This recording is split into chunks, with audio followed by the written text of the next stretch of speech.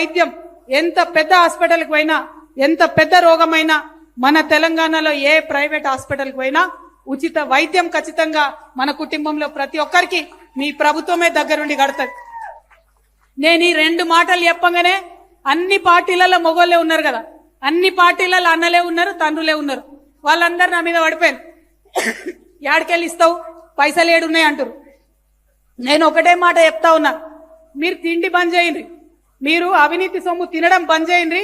పేదవాళ్లకు విద్య వస్తుంది, పేదవాళ్లకు వైద్యం కూడా వస్తుంది. నేను లెక్కలేసి చూపిస్తా, ఉట్టిగా మాట్లాడేదాన్ని కాదు. నేను చదువుకున్న దాన్ని దేవుడి దయ వల్ల.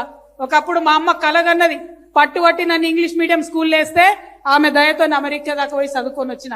ఆ తెలివితేటలతోనే చెప్తున్నా, ఈ రాష్ట్రంలో ఉన్న బడ్జెట్, ఇప్పుడున్న బడ్జెట్ తోనే ఉచిత విద్య ఇవ్వచ్చు, ఉచిత వైద్యం ఇవ్వచ్చు.